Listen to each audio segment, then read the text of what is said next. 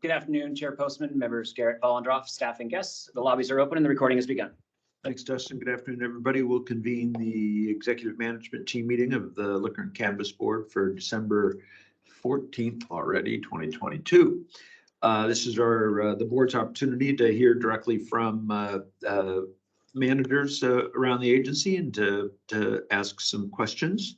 Today, Justin Nordhorn, Director of Policy and External Affairs, is up first.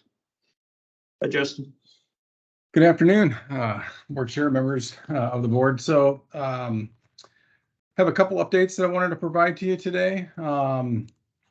We had some really good interaction last week through CANRA. So we've been working on a number of different things around research even, and we were able to make some really good connections on programs in other states that we'll be following up on. So nothing really tangible to share at this point, but I've already had some electronic introductions with other state officials, and that's a positive sign of partnerships and interaction in that particular area.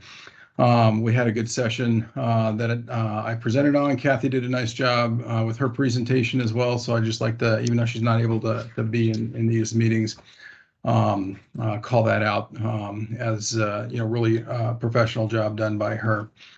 A few of the pending issues. So we have the House Bill 1480 study has been concluded, approved by the governor's office, and we have submitted that to the legislature. Our plan is to publish that tomorrow. They'll have a chance to review it. If there's any last minute questions that they have before we hit publish, then they'll have that opportunity this afternoon. We've been working with Brian and his team to be able to do that. And so thank you, Mark, for putting the package together and getting that over to the legislative committees this afternoon. The other thing that we've been talking with some stakeholders on, of course, is our agency request bill and then how it interacts with some of the Hemp and Food Task Force recommendations. So we've seen the Hemp and Food Task Force recommendations for the state be submitted. We also have other comparable documents to look at. One is quite extensive, so I haven't gone through the whole thing, but we have one from Oregon and we also have one from Virginia that we're going to be reviewing.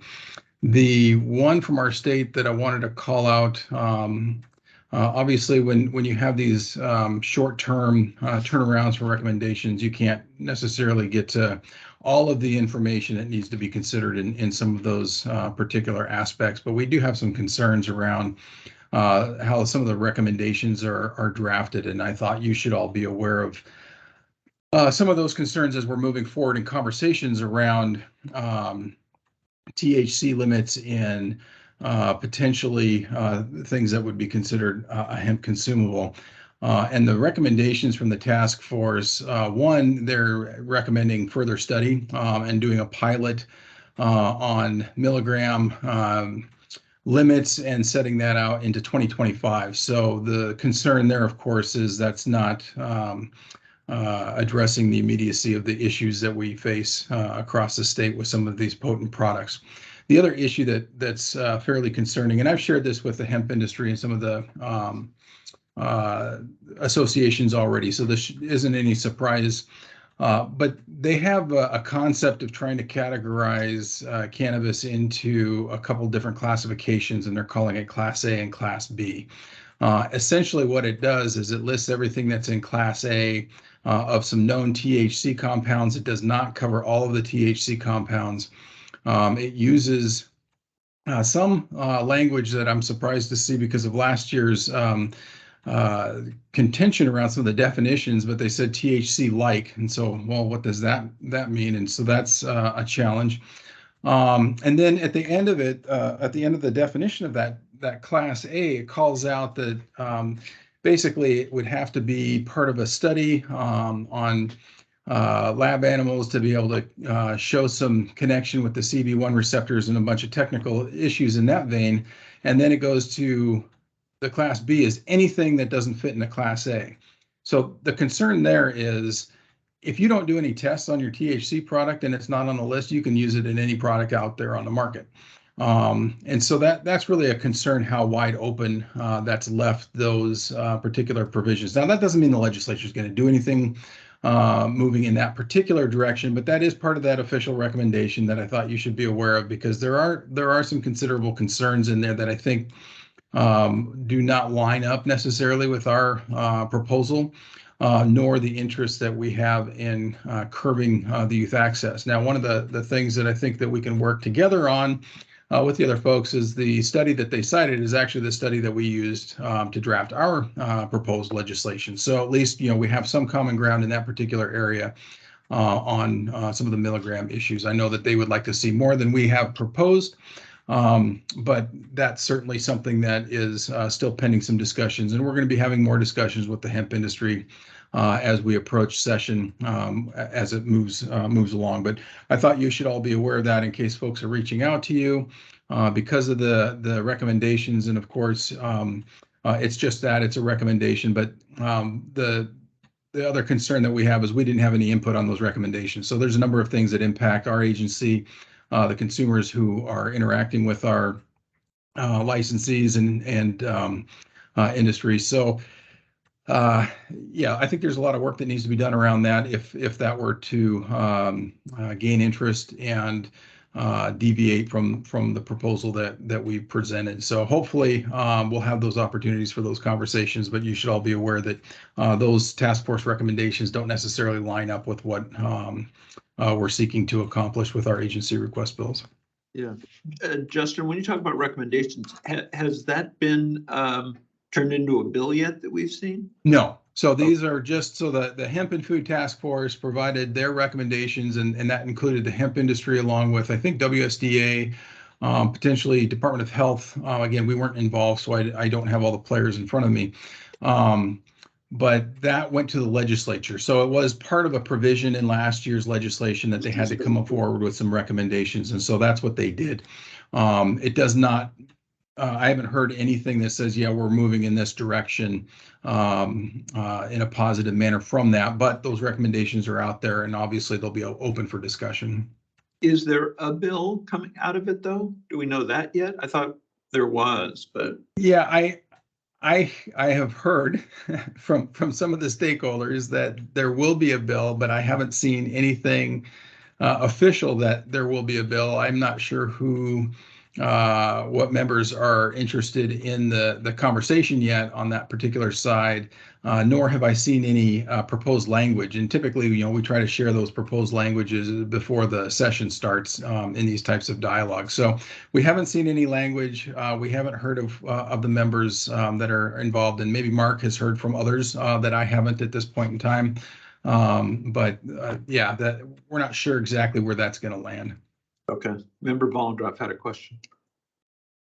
Justin, is it normal that we would not be included in the discussion? Just looking back at history of this particular process, or is it unusual that they didn't include us in reviewing it earlier? That's difficult to answer because, when the legislature puts the bills out, if they call out particular agencies, which we were not called out in that, they may exclude us just for that reason. However, there's certainly some crossover. It would have been nice to be involved in some of those conversations to be able to provide that input. So if it's unusual, I'm not so sure if you're not called out in that piece of legislation for them to not include you in that particular work group. We've had really good partnerships in the past with the agencies, so I don't think that there was probably anything intentional behind that. I'm guessing it's who was called out in those provisions. Can I ask you a question about our bill? This, I think you all had some of these same conversations. So the hemp industry wants a higher threshold of what they could sell outside 502. Some in the 502 industry would like 0, basically saying anything with THC in it needs to be sold through a 502 store. We're kind of somewhat of a middle ground. So the argument from those that think it should all be regulated into the 502 system say, well, yeah, you set a limit of 1, but there's no limit on how many bags you could buy. So some young person could go into a convenience store, buy 8 bags of gummies that each bag has what, total of 3 milligrams of THC, and get high, probably also get a stomach ache, but they get high from that. Is that, so one, do I understand that the dynamic right? And what do we say to that, that we don't have a limit on quantity, so we can't really control intake?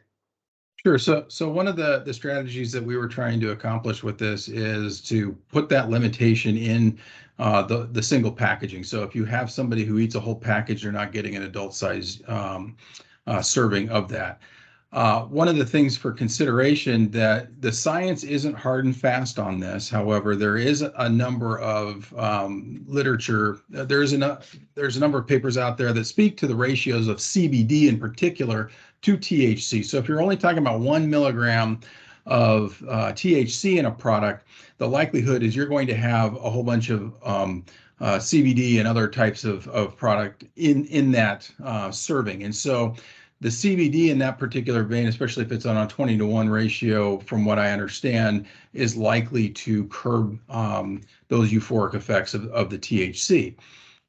So when we're looking at not putting a number of limits on the bags, that's also partially getting into trying to regulate the unregulated area. What we're trying to accomplish with our bill is to create a threshold on what needs to be regulated and what doesn't, versus trying to control the amount of product that a person is going to acquire.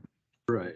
And so when you talk about the effect of the CBD in that gummy, for example, you're saying that it counters the effect of the THC in that gummy, and so you don't get a compounding effect if I eat 10 gummies, because each one is going to be countered by the ratio of THC to CBD? That's the theory behind some of those ratios. And again, it's not, I haven't seen anything that's definitive in the literature. There's a lot of inferences, and we've also seen in a lot of literature, some people say it's 5-to-1, some people say it's 10-to-1, other people are like, no, at 5-to-1, I'm still getting high. So the general consensus that I've seen is 20-to-1 or more of CBD, and what it does from a molecular structure is the CBD molecule is bigger than the THC, so it gets in the way, so the THC can't interact. That's the gist of the mitigation on that. Now, I couldn't say if somebody eats, 10 bags of those things, are they not going to get high? I couldn't say that. I don't know, and I don't think that there's enough science to be able to say one way or the other on that issue. If I eat 10 bags of non-impairing gummies, I'm going to get high. I'd be interested in having more conversations about this and what that science is, and the study you talked about that both us and the hemp industry have looked at and things, so I can really get my head around it. I think this is going to be obviously a big topic of conversation as our bill makes its way through the system. Absolutely. Yeah, so those were the big issues that I wanted to share with folks today. Okay, great. Any other questions for Justin before we move on? No? Okay, great. Thank you. Speaking of the legislature, we'll turn to Mark Webster, our Director of Legislative Relations, not relationships. Hi, Mark. A little bit of both. Chair Postman and board members, good afternoon. I'm Mark Webster, the still new legislative director. We did receive approval from the governor's office on our 3 agency request bills and have been discussing them with legislators. And we have some sponsors lined up, but we've also been waiting to see the full committee assignments, especially on the House side, where it's taking a little bit longer. Both of those committees are going to have some tweaks, new names, maybe some new members as well. Yesterday, like several of the folks here, I attended the WACA Legislative Preview Conference, and Board Member Volendroff gave a great keynote. There was a lot of discussion on several issues, some of which have already come up, including on our THC regulation bill, as Justin and Chair Postman hinted at. Again, we're just committed to working with the industry and all stakeholders to get it right, get it passed. With less than a month to go before session officially starts, we are seeing the first of the pre-filed bills get released, which means the legislative team has already begun doing some of those bill analyses and other tasks. One example, there's a bill in both the House and the Senate to create a new license type for out-of-state wine retailers. And just a reminder that the governor's 2023-25 budget proposal should be released today, possibly during this meeting. I think his press conference begins at 2:30. And as Justin mentioned, the final report from the CDM group on the HB 1480 temporary liquor license privileges, the cover letter that the board put together was distributed to the legislature this morning. And that's all I've got.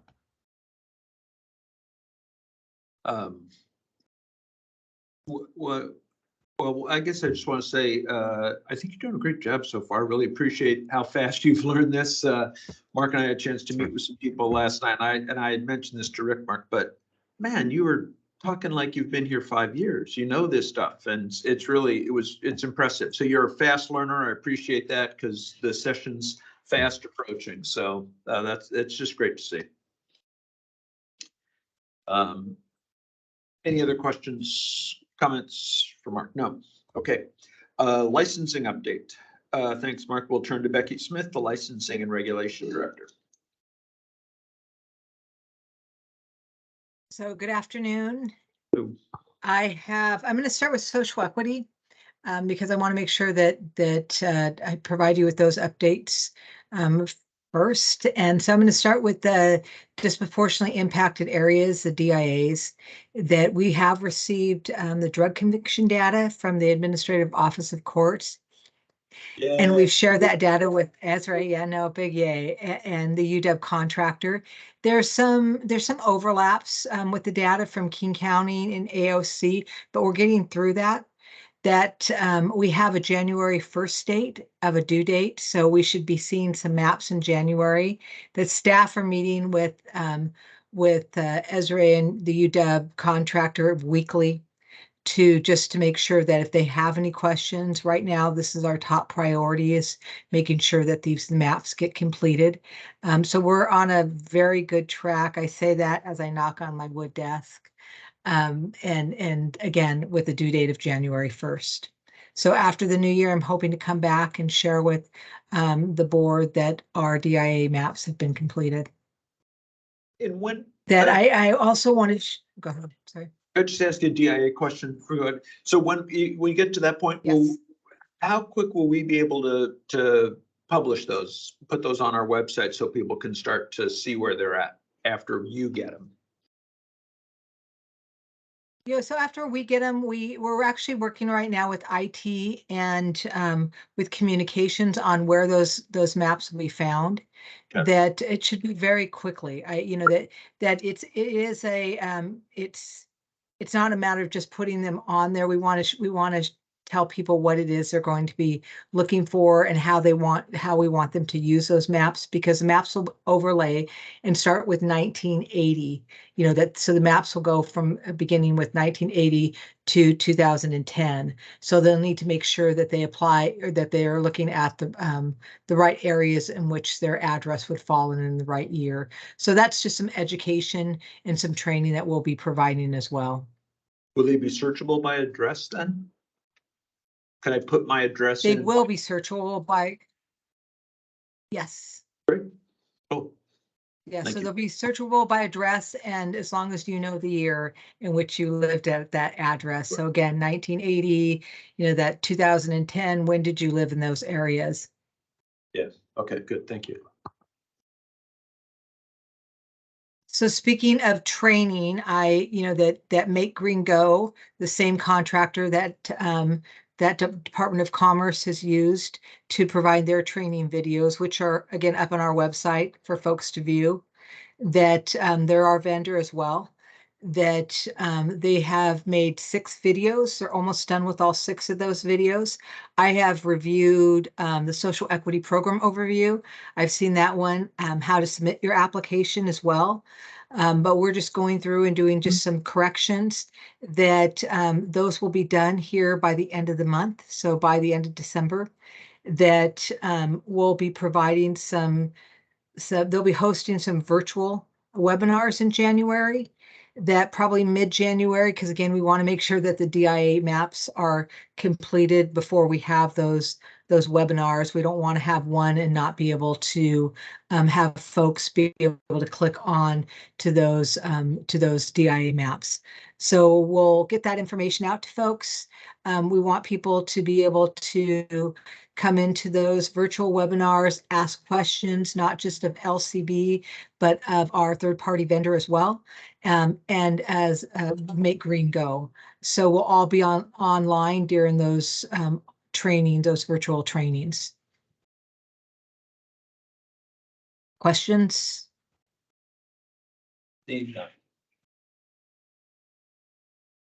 So licensing has also been working, and I mentioned this with IT, to develop a process for sharing the information from our third-party vendor diversity group regarding the applications. We want to make sure that there is a secure way for us to move information from our secured website to the third-party vendor website, because all of that information will be important that it's secured. So we're working on that, as well as the IT team is also working with us on all of the mapping. We met this morning. We're meeting once a week right now, just to make sure that everybody is on task, that everybody is aware of what they need to get done, and any training that involves business licensing services as well.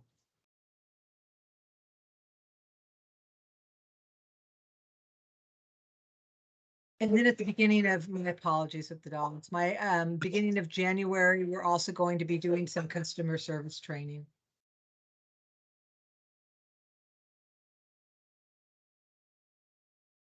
I'm going to move on to customer service. And so in collaboration with enforcement units, we're working on expired license list, and that's for liquor licenses that we're providing enforcement captains with a list that they'll go through and move on, looking at these expired licenses to make sure those liquor licensees are currently in business, and if not, that they're discontinuing those businesses.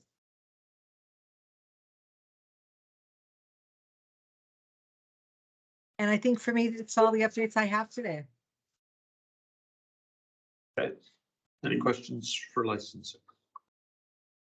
No questions, but Becky, I just want to acknowledge all the work that you guys are doing, and I appreciate it. So thank you. Well, thank you. It's a team effort. And we will now move to enforcement and education with Chandra Wax. You repeat a lot of things in your mind, and in my mind, I heard you introducing me as Chandra Brady. So I'm still getting used to it, and we're all messing it up here and there. So It's the first time I've said it out loud, so I was careful about it, but yes. Thank you. I Yes. appreciate that. We'll get it down together. Thanks in advance to Dustin for driving my slides today. I always appreciate the efficiency of his driving. So we'll go ahead and get started.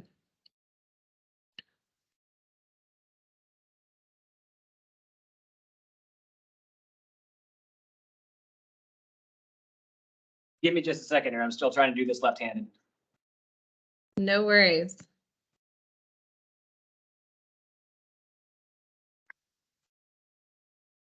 So we'll just jump right into it for the month of November, and I'll share some data, and you can ask me questions along the way or at the end, and I'll get back to you with answers as per normal. So we'll talk about complaints. You can see that our total percentage of complaints that were related to public safety is 39%, and it breaks down in various categories differently. These are largely driven by youth access violations, which you'll see that being the main theme throughout the slideshow today. Next, when we break down those complaints by industry, you can see in September, October, and November, one of the things that you've asked for in the past is to know how many of these complaints are internally generated. So less than 5% of these were internally generated in the month of November. However, you'll notice on the left-hand side, this is the third month in a row that we've had increased complaints for liquor. So I can't share with you, not that I can't, we haven't narrowed it down yet as to why those are steadily increasing, but they are. And the top three categories have been sale to a minor, conduct violations, and sale to an intoxicated person. So those are three areas where we are seeing the increases in the liquor industry. You can see that that has continually increased over the past 3 months. Next, when we look at education and violations and how those break down, you can see we've been doing an increase in compliance checks as we look at how our age-restricted industries impact public safety and access to youth. And that has resulted in issuance of more AVNs. Most of them are related to youth access and selling to product to folks under the age of 21. You'll see that more in detail later on. You can also see that we have over on the right 985 warnings to date in 2022 and 851 AVNs. So just so you know, those warnings that became AVNs are reflected over there. So a lot of times those are duplicate numbers. And then when we look at licensee education for the third and fourth quarters of 2022, you'll see that there have been thus far less education done, but we still have a month remaining in this set of data. When we break down that education next and look at the education contact breakdown year to date by industry, you will see that FYI COVID-19 education is counted in this data. It did impact part of our year. And cannabis is on track to increase educational contacts this year by 83% compared to last year. They were really committed to getting out there for a few of the topics and providing some education this year, and you can see that in their numbers.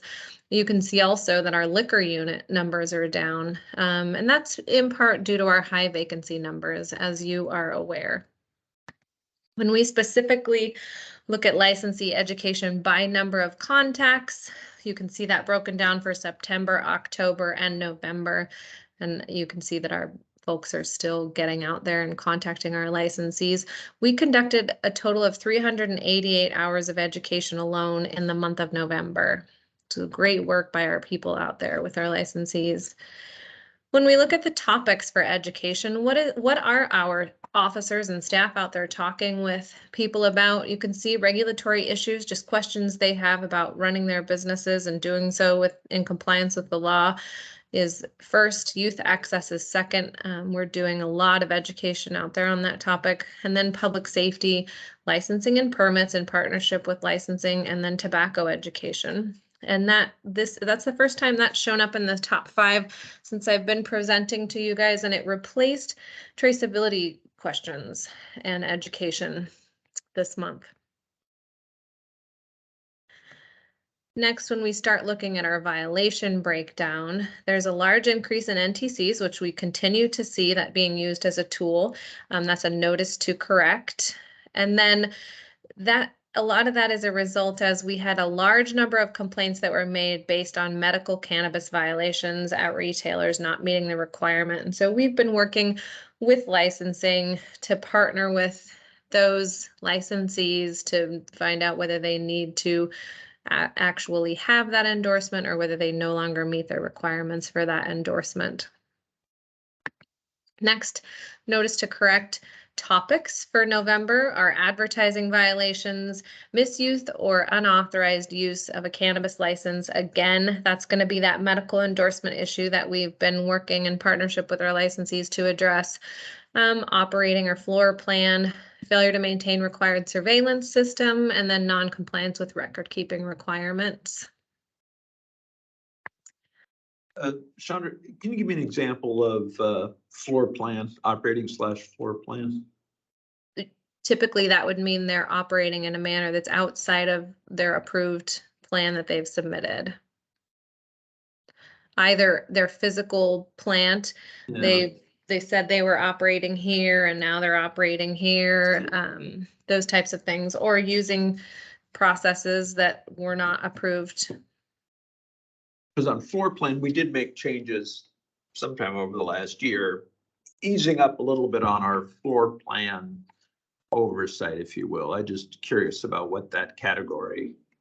Well, let me look at what those specific notice to corrects are, and we will, and I'll get back to you on that. I will say the next slide is going to answer a little bit of your question, because a notice to correct is basically a step beyond education where we're formalizing our intent a little bit with the licensees, but you'll see when we move to this next slide, which is administrative violation notices, that floor plan issue is not showing up there. Okay. So, Then but you I don't am need going to to- look into those and get back No, to you you on don't need that. to. That it does in fact answer my question. We're not handing out many AVNs, if any, related to floor plan or general operating things. So that answers No. my question.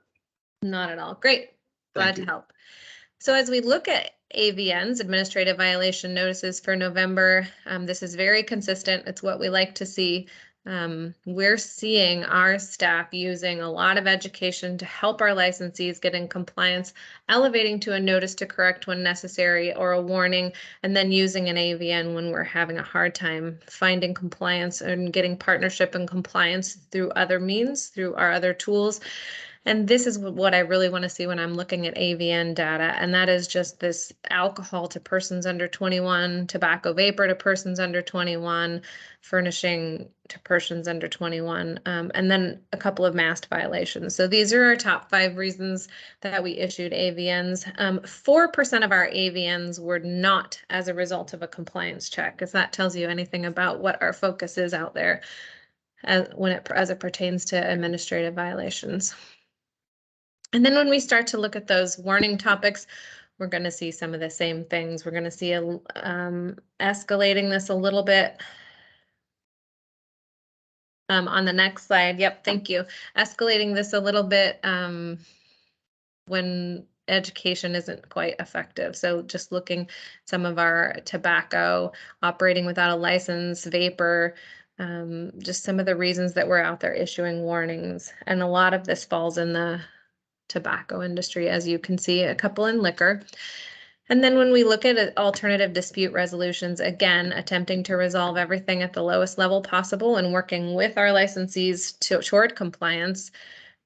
I just want to highlight again, we haven't had any cannabis cases forward to formal hearings since May.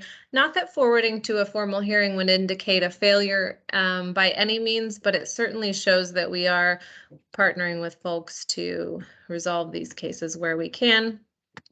Because in the end, the goal is compliance. So that's what we're working towards, even as we work to resolve these issues.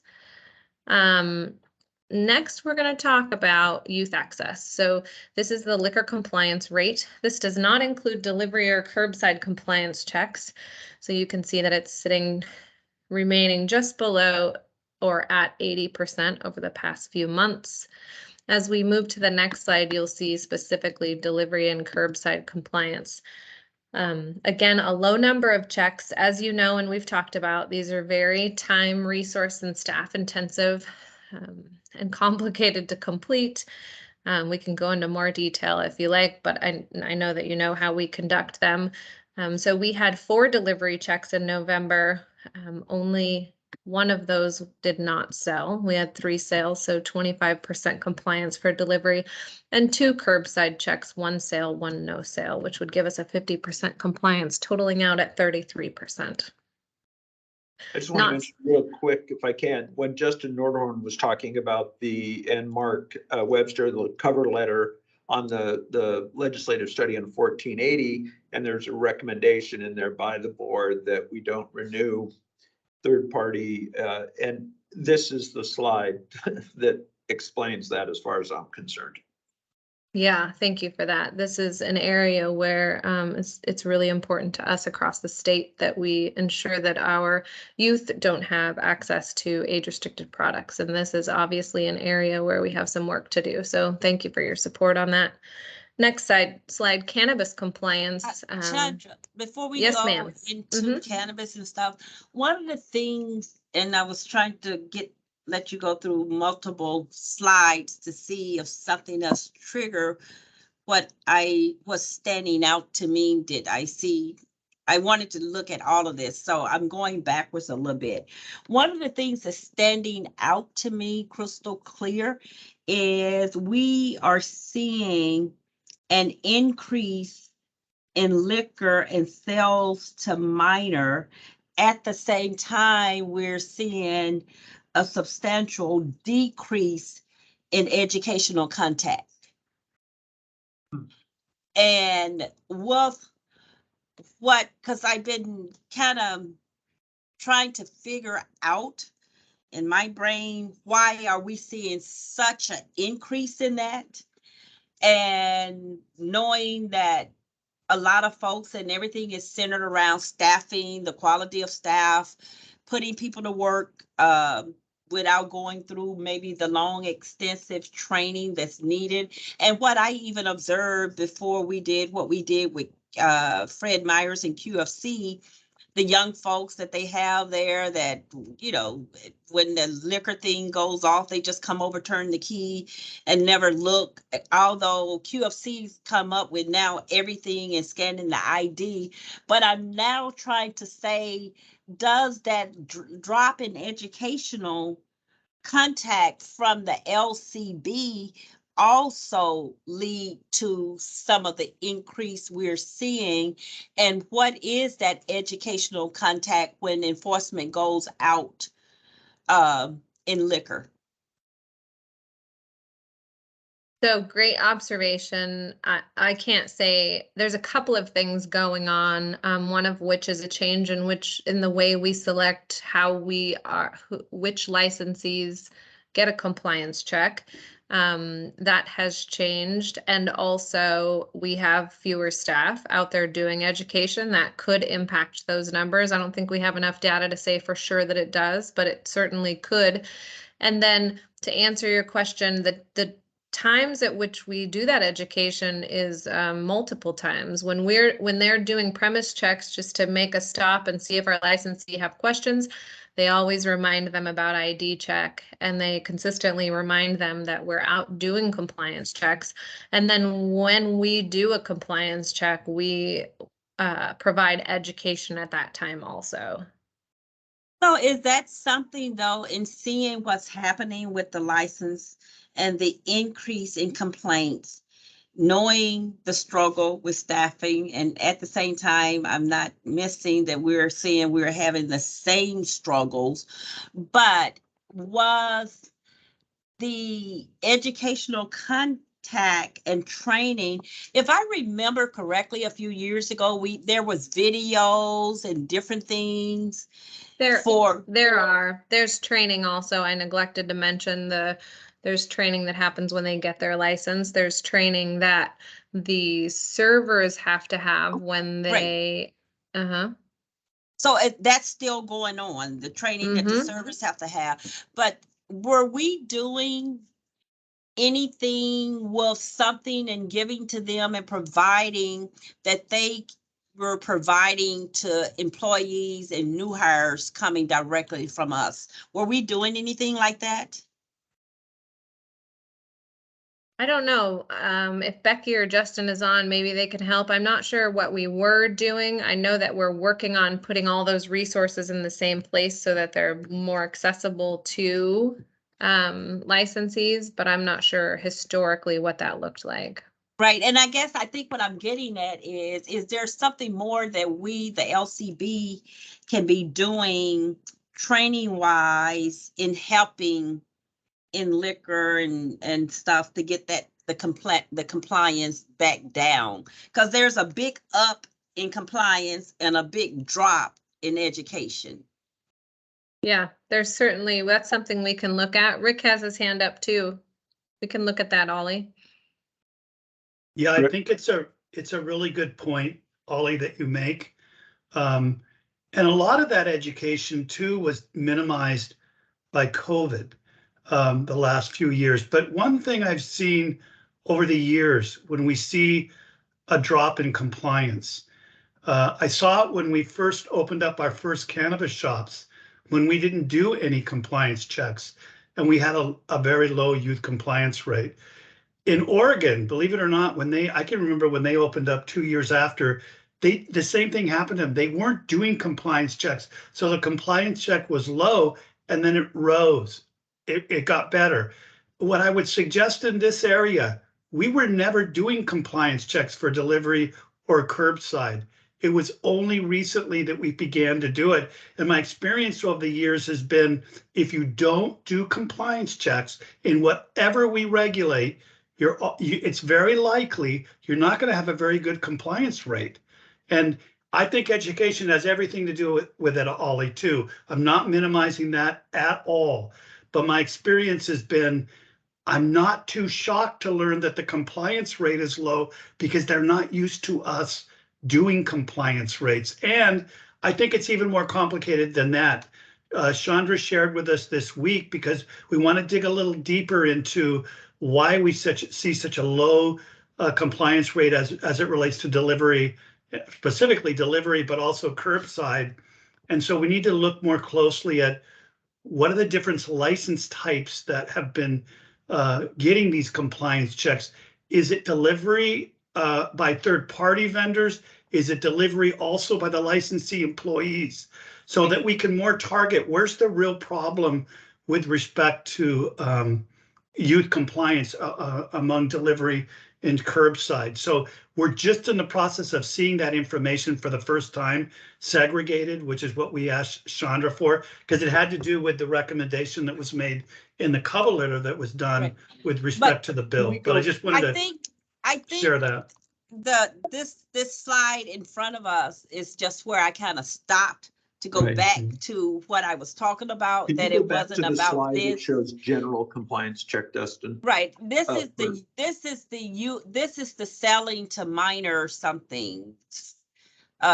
Sales, whatever it was called, is really what I'm referring to when I'm talking about it. It's just that slide that was in front of us is because I stopped because I was making notes. It was going to bring this up in the end, but I wanted to bring it up while we were in this area.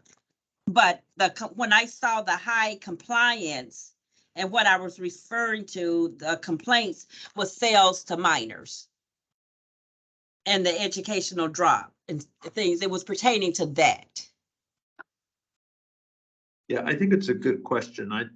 And Chandra said she'd look into it. And I think part of it is if we see a problem, is there something we can do to increase education in that Right. avenue? Right. Okay. Back to you, Chandra. Okay, Board Member Vollendraff and Director Nordhorn both have hands raised also. Go ahead, Jim. I can't see the hands, I'm afraid. So Jim, go ahead. That's why I was pointing it out. Yeah, appreciate it.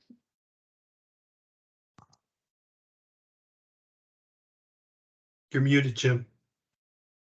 Sorry about that. Ollie, you didn't get to hear me say how much I appreciate you, but that I would say I support what the direction that your conversation is going. And when I look back at this, going back to June on this particular slide, 74, 83, 78, et cetera, my question is, okay, so we've been looking at this data.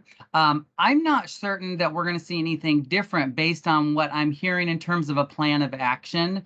And maybe I'm missing something, but that's what I'm interested in. The trend line is not going in the direction, it's pretty much staying the same from my perspective. And so what is our plan of action? When I spoke at WACA yesterday, and I've said this in this meeting before, I believe that sales to minor are 100% avoidable. Now, I'm not talking about fake IDs and things like that because we can't really do much about that. But in terms of the ones that I see where a bud tender or a retailer looks at the ID and sells anyway, I mean, there's things that can be done. And I'd be interested in, okay, we're looking at these trends. I don't find them personally satisfactory. What are we doing to reduce sales to minors specifically? I will say that statistically, it's shown that, and Director Garza alluded to this, but statistically, it is the nationwide. These compliance checks are the nationwide standard. You'll see some other things as we go through the slides that we are doing to have an impact on youth access, and continuing to do these checks and doing more of these checks and doing more education is what is going to impact these numbers. That's why sometimes getting out there and doing these checks will take priority over doing some of the proactive education. And it's a fine balance that our officers are doing, and we're doing both at the same time. But those are some of the things we are working through and learning what other people are doing as well and what's having an impact. But you'll see we're also doing spot checks that aren't compliance checks when we're out and about, just IDing people that happen to be in the establishment. Justin? Yeah, just since Chandra had commented on the historical issues, I think over the years, what we've seen, just, I know this, it sounds, you know, a little bit too simplistic, but out of sight, out of mind seems to be a common thing for what we've seen over the years. The compliance checks keep people on their toes. They know they're coming. We've never hidden those. You know, we've been super transparent about those forever. And so when we see the shift in one particular area of the industry that, you know, we see a dip in one area, we may focus resources there, and then that rises up, and then another one dips because you're no longer, you know, focused in those areas. So when it comes to education, you know, we have a long-standing practice for that education, but what's really challenging that I found over the years is licensees don't necessarily dedicate the resources to training unless they have to. It's a huge time commitment and a cost for them to send all of their employees, and we got the most reaction, if you will, and commitment towards training during the settlement process. After, you know, compliance check failures, then we would be able to bring people to the table, say, your folks really need to be trained, and then they would commit.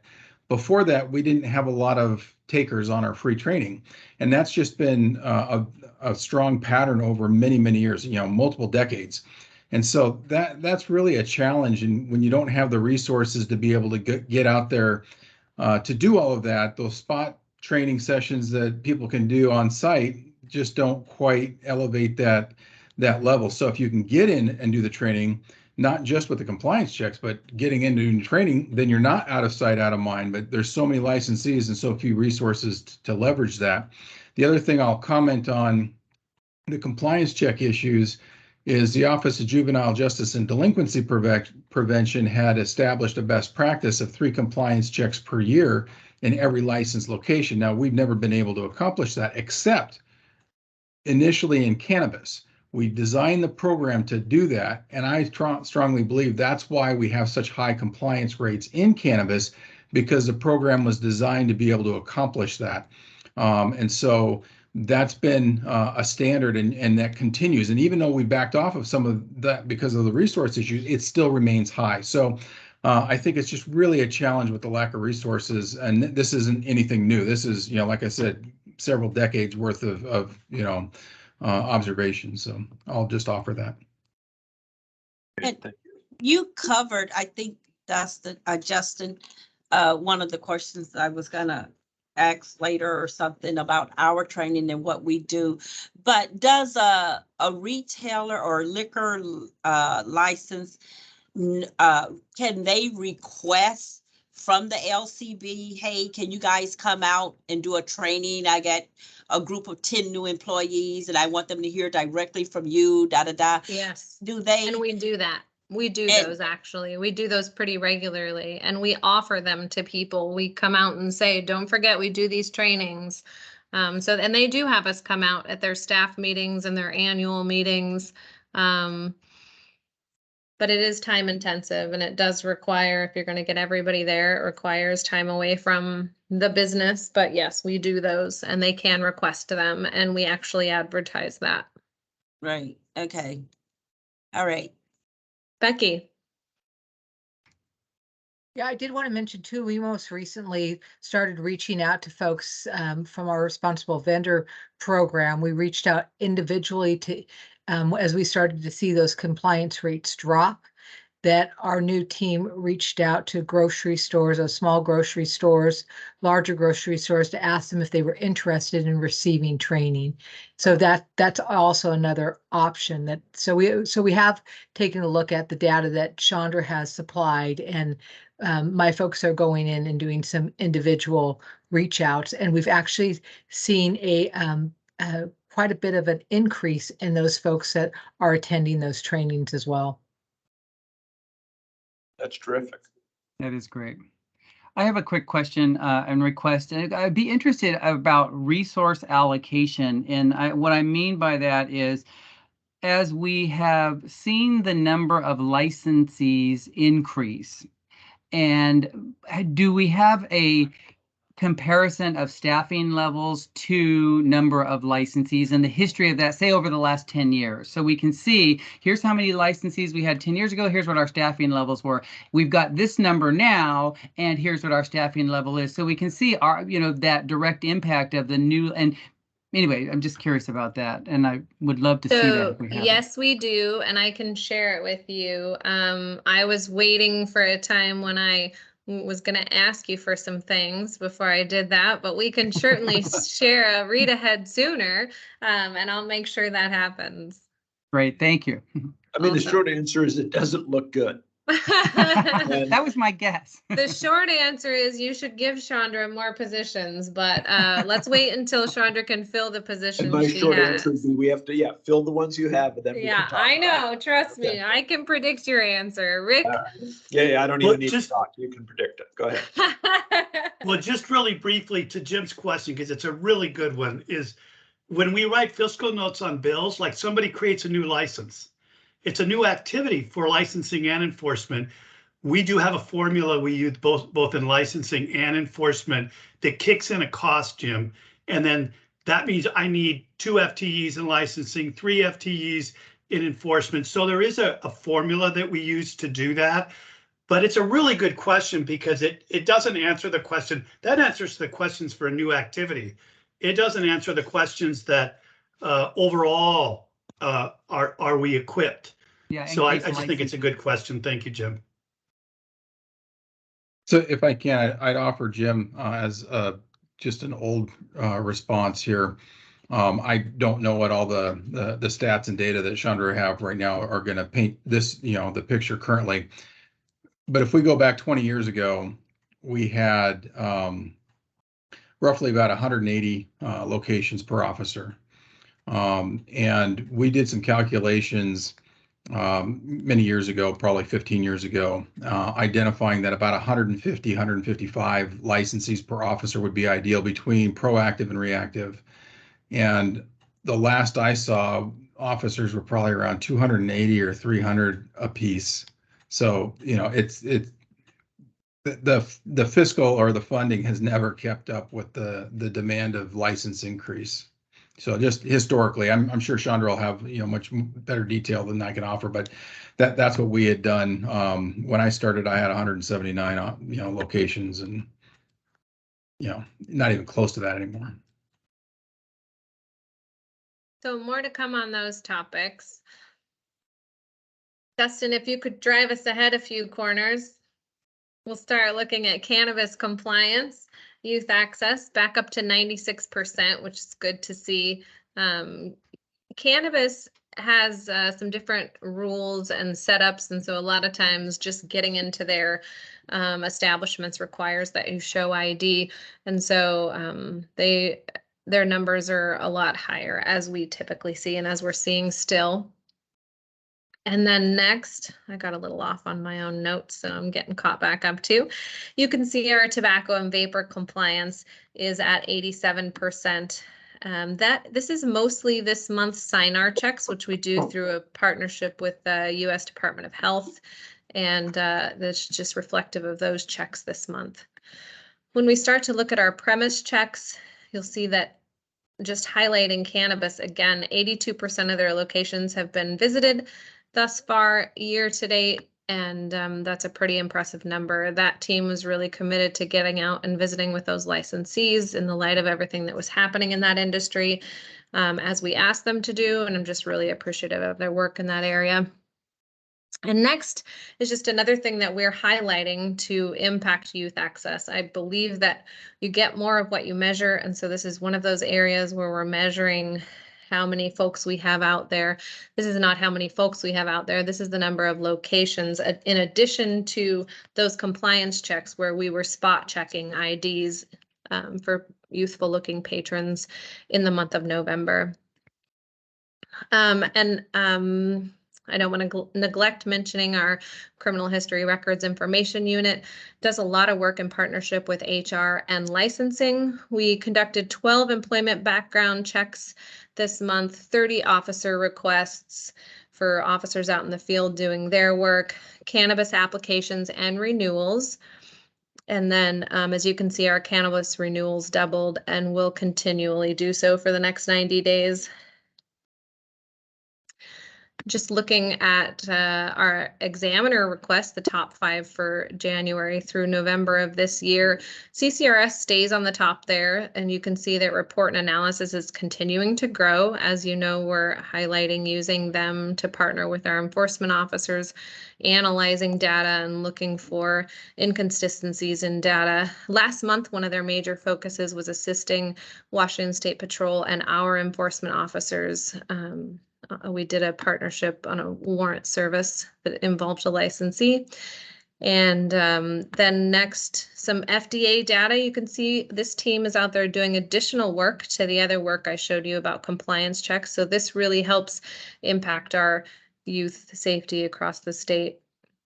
And then next we look at IA, internal affairs. We had no additional external complaints or internal complaints on our staff in the month of November. So that data didn't change.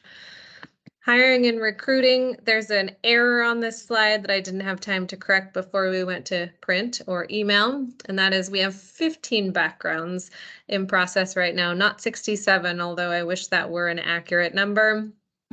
You can see we've been doing job fairs, and hopefully y'all are out traveling across the state, and we'll see one of our 4 billboards that are going up. We have 2 up right now, and we'll have 2 added on the east side as the month goes on. So those should be sent. Actually, if you want to see them visually, there's a photo in your email.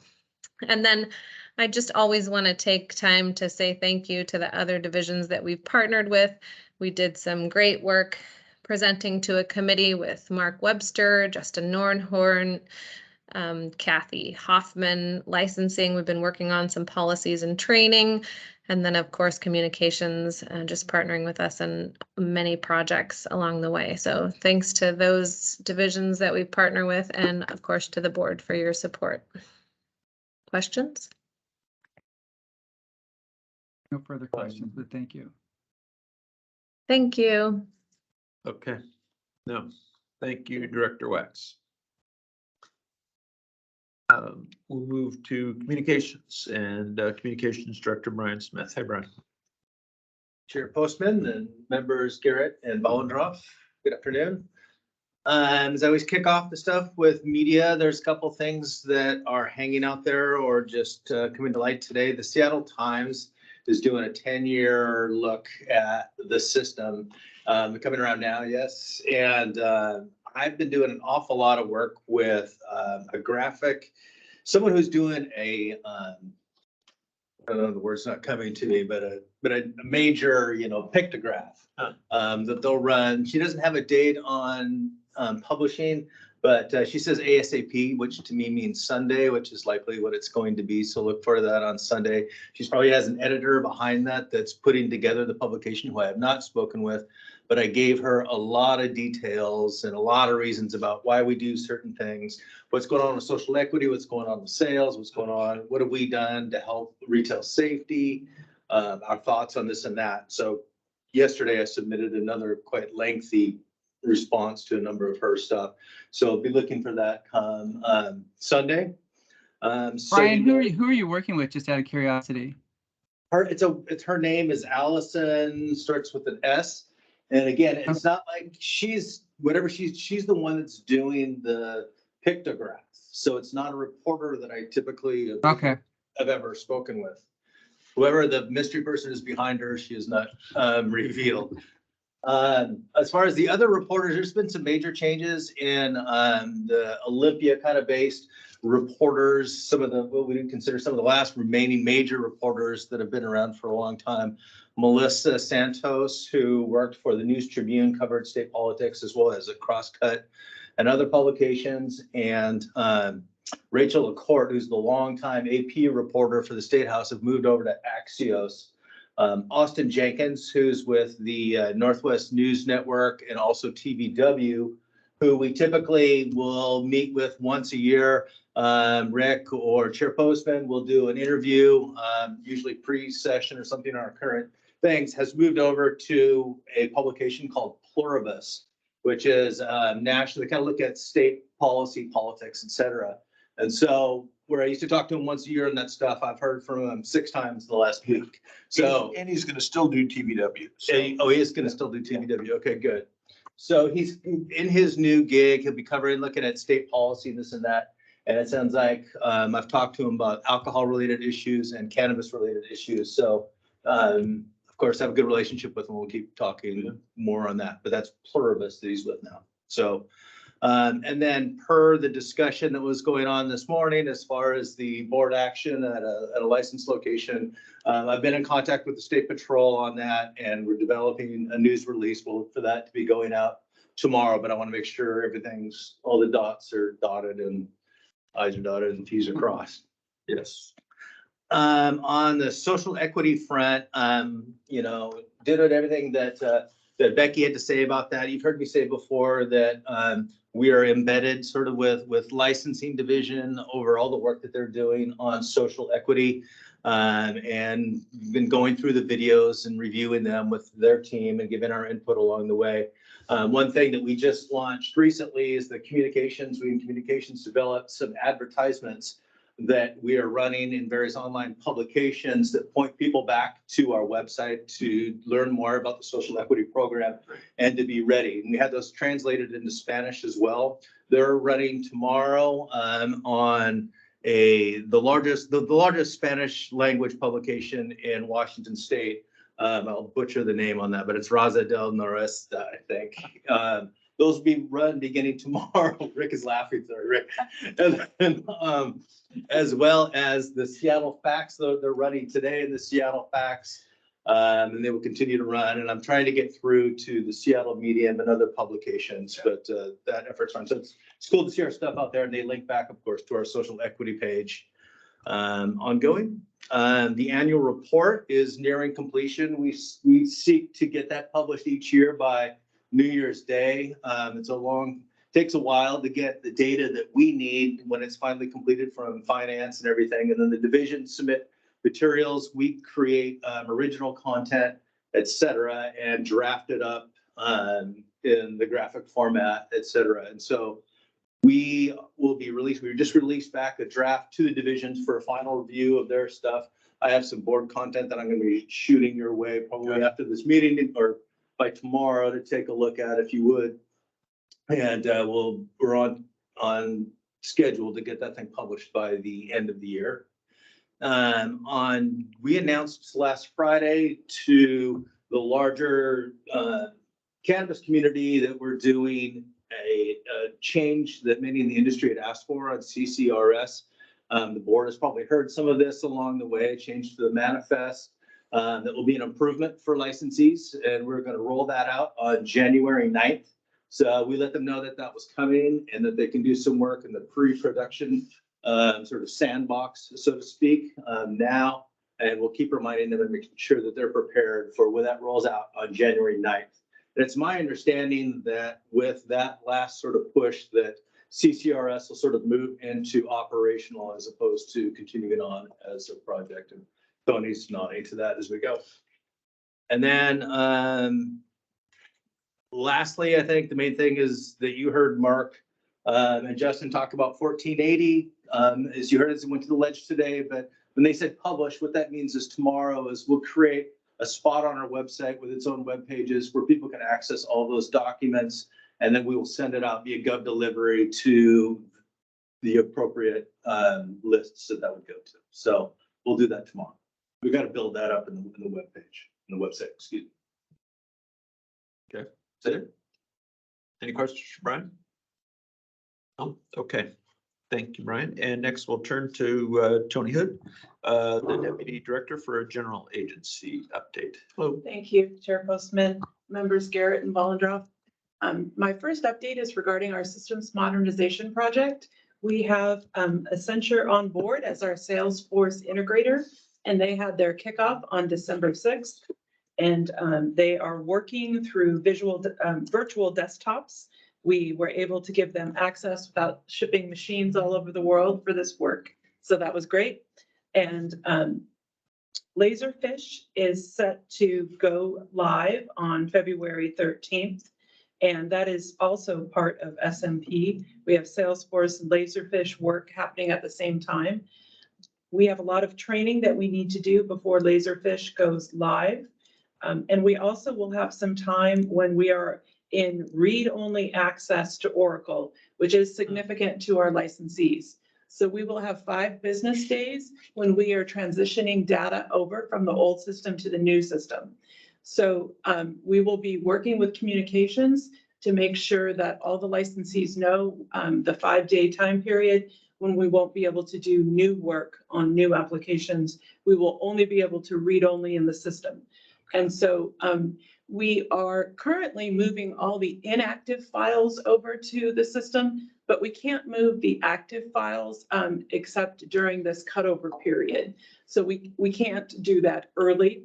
We have looked into options, but unfortunately we do have to have some read-only time frame, which is not terribly unusual when you're moving into a new system. We know we've had other agencies within the state have to go through this at times. So the most important thing to do is educate people when we won't be able to do new applications, et cetera. It will have significant impact on the agency, but we are trying to prepare as much as possible for that time period. We have gotten good reports from our OCIO consultant. We have submitted a revised budget as required. We are on track to get the next amount of gated funding. And he doesn't have any concerns about that, which is excellent to hear. Gated funding has been an issue in the past. So we're happy that we're providing him all the information he needs to give us the certification to get the appropriate amount of money at the right time. We also have a positive report from our quality assurance consultants who work with us all the time. So. Can I ask you a budget question? Yes. So it's coming out like right now. Do we know, have we gotten a heads up of how much is actually in there for us? We look very good. Okay, We great. look very good. We look where we want to be. That's great. Okay. So, yes. Good. Yes. So, so that's all I have regarding systems modernization. If you have any questions, let me know. Just a very brief facilities update. We are working with the landlord to get a bid on doing a card swipe for the store that goes into the boardroom. And then once it's on a card swipe, it can be programmed to be open to the public at the appropriate times before the meetings. It just won't be open all the time. It'll be open at the appropriate times as determined by the board. And we also have the ability to lock the other door that's in this room on a permanent basis. Essentially, we call it kind of the back door near the street. We don't need to have that open. So I also found out that that the video cameras that are on outside of our building do cover the parking lot. I didn't realize that they covered the parking lot, but I did learn that. And we have, we were just talking about this because we did have one break-in during the day of someone's car. And there are signs posted out there which indicate that it's under surveillance. And so I hope will be somewhat of a deterrent. I'm not sure, but there are signs out there. So we'll continue to try to be vigilant as it's so dark when we all leave, when those of us who are in the building leave, it's so dark now. We still have a lot of staff working from home and some on a hybrid schedule in the building. That remains consistent. We have a new receptionist who started December 1st, and she is at the front desk a couple days a week. The building is open 1 day a week, all day, and that's Wednesday for now. So she's there all of Wednesday. We have had several divisions do appreciation lunches and gatherings and really fun events for their staff this month.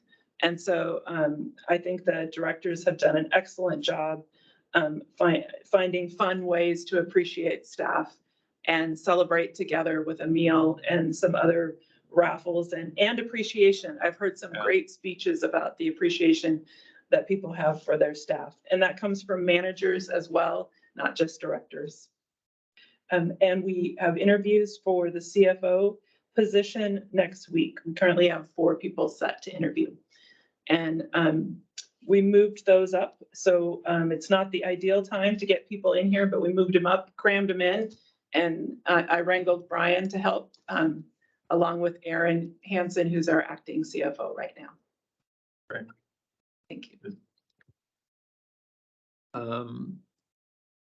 No questions, and then next we'll turn to Rick Garza, our director. Go ahead, Rick. Good afternoon. I was looking at the information that was embargoed of the governor's budget and wondering and hoping that we would get beyond 2:30 so I could share the results, so I can't. We did receive the 34 million for the SMP project that we requested, and it's just a really important piece of continuing the work of the system modernization project, remembering that that 34 million implements the first phase, which is licensing, and then covers the second phase, which is enforcement. And as you know, there's a third phase also that'll be smaller, but that's great to see and hear. And I want to thank the staff that did all the work on the decision package. I was thinking about what Becky had shared. So you're aware when we're talking about SMP, we got 2 things that are kind of colliding together. One is the social equity program and SMP, because the SMP program right now is updating our licensing process. And so recognizing that that puts a little pressure on licensing. And I want to thank, George and IT. I want to thank all the other divisions and the staff and the board for the support that they've provided, as we know we've got this social equity program being implemented, beginning about the same time that we're in the midst of implementing SMP for licensing. So we're doing everything we can to make that easy, or as easy as possible, on staff. So good news on our biennial budget. There was also a request when we did our agency request bill for social equity, our agency request bill, that I see that the governor's budget includes the 5 million to implement that program. So that's, again, another step in the right direction for us. On November 30th, a number of the staff, most of the staff that's involved in the diversity council that we have as an agency, and our pair team, were able to attend the governor's equity summit, was on November 30th. And I don't know that I had a chance to just share, but I just want you to know that a number of our staff, myself, Jim Weatherly, our DEI manager, Anita Bingham, our HR director, Jessica from the director's office, Kathy Hoffman, and Tyrone from licensing joined us in Tacoma. It was a great event. It was an all-day event. Many of our staff, and I think some of our board members, were able to attend virtually. So I don't know what the number was, but I was actually quite surprised that the room was full at the Tacoma Convention Center. The first part of that was an introduction by Dr. Karen Johnson, the director of our Office of Equity. Governor Inslee spoke. Noah Purcell, who you may know, who's our Solicitor General in the AG's office, and then a great keynote address by John A. Powell, who's pretty well known around the circles of equity, the director of Offering and also Belonging Institute. It was incredible. All of that is available on a link virtually if you'd like to see it. The latter half of the morning, we broke it to facilitated work groups: public education, public employment, public contracting, public service, law and justice, community and public safety. A number of the staff that was there, including myself, kind of broke up to be able to attend as many as those work groups as possible. What they did was create kind of like data sets and indicators within those areas. And then we came back in the afternoon and kind of created metrics and actions for measuring this. And so there's more detail that we're all going to get, because there were like in the public employment piece, there are about 25 different initiatives and indicators that we had to whittle down into like 4 or 5. And then what were going to be the metrics and measures of that over time. So I thought it was a really valuable first day, and I was very complimentary of the staff that was able to attend and also come on virtually. And like I said, a big attendance. I think that's the biggest group of state employees I've seen since the COVID hit us, but really valuable meeting. And I just wanted to share that. And like I said, we'll share more information as we get it back from the work that was done there.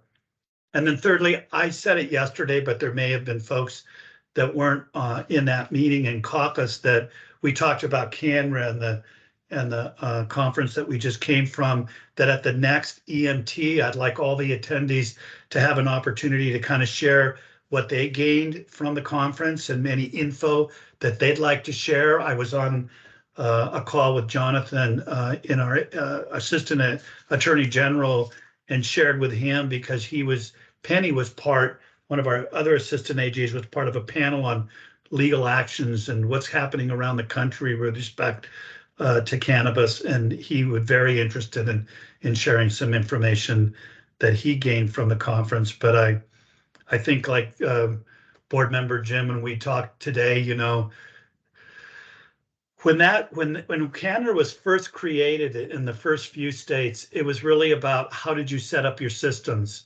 It has evolved to now something, not just how did you set it up, but how's it going?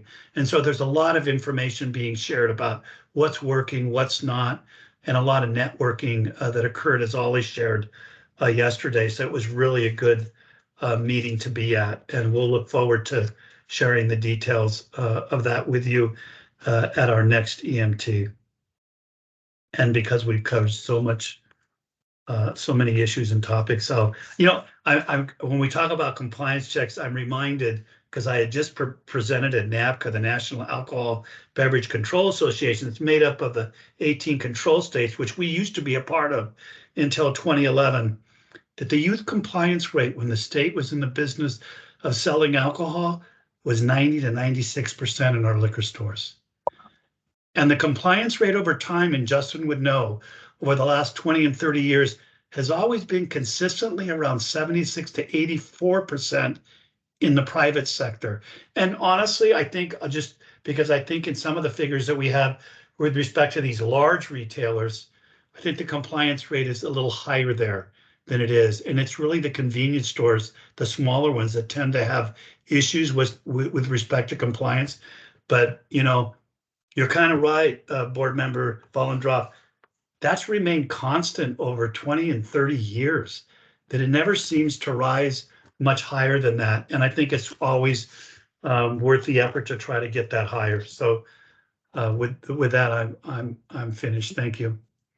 I don't want to let the big guys off the hook. The board has seen some disturbing multiple violations by some of our largest operators, and they need to take it really seriously. I think Member Vollendroff is right. It's really one of our top priorities, and they're all but avoidable. And there are so many of those small stores, and as Member Garrett reminded us today, you know, the staff turnover and such is incredible, and I think it is hard for those people. So that is a repeated problem spot. But I've just speak for myself. I've been surprised at the number we see from multinational corporations. I don't know about multinational, national certainly, and they should have no reason to have it. So I wanted to follow up a quick SMP question for either one of you. And you and I have talked about this, Tony, and Rick mentioned it. That moment, which will come in the first quarter when we're bringing social equity online and doing these transfers that, you know, Director Smith was talking about. At the same time, I think we're at testing and proving of some key SMP thing. And when we've talked about it at the steering committee, it's more just to say this is a problem. I mean, how confident are we that we're going to be able to keep social? I think we'll keep SMP on track because it's just that battleship is so big. How do we assure that social equity I think doesn't lag? I think that I'll let Becky speak to this too, but IT did come up with a workaround to avoid doing social equity testing on the same system at the same time we're doing laserfish testing. Okay. Because that's what we discovered. It's too weak of a system to test both programs and coding for both at the same time. I'm sorry, Justin. And so what we have done is we are sticking with the March 1st date to open the applications. As of now, I won't speak for other things that have occurred since we developed this, but we can do the testing at a different time, but still keep it on track. Okay. And so they have done a great job of coming up with a workaround on that. Good. Okay. Yeah. I mean, I know everybody is maxed out, you know, especially in, well, always, but in that time frame. So that's been a moment of anxiety. So good. Absolutely. It was several days of a lot of anxiety, Okay. but some really smart people came up with a way to keep Great. the wheels on the bus and keep moving it forward. Okay. Good. Thank you. Becky, anything you want to add on that? You feeling good? I just want to make sure I add that we don't, I'm always a little anxious about it, but feeling a lot better. I do want to say that we have not and do not have an exact date of opening the application window. So everything's tentative right now, because everything, you know, that depends on a different piece of work being done, which is out of our control at this point. So, but when it comes to the application window opening and S&P being, you know, that colliding, I feel good about the fact that we do have a workaround, as Tony had mentioned. Great. Yeah, I mean, I recognize there are outside forces going on. You know, Becky has to deal with a lot of outside vendors. And so we have to just keep communicating. And that's part of the reason she has those weekly update meetings with George and his team now, to make sure if things are sliding or dates are moving outside of our control, that we adjust accordingly on the IT side. Okay. Great. Good. Okay. Any other questions or comments from the board? No, thank you. Or anybody else? We miss anything, Rick? No, good discussion. Thank you. Okay, great. Okay, well, thank you, everybody. Appreciate all the substantive reports. And this will be our last meeting of the year, right? Right, so, okay, so the board will be back in January, tan rested and ready. And so I'll take this opportunity to just wish you all happy holidays and a happy new year, and hope everybody gets some good time with their family and to rest up before the turn of the year. So have a great day. Thank you Thank all you. and have Thanks a so much. blessed Merry Thank you. Christmas. Yep. Happy holidays. Merry Christmas. Right. Same to you.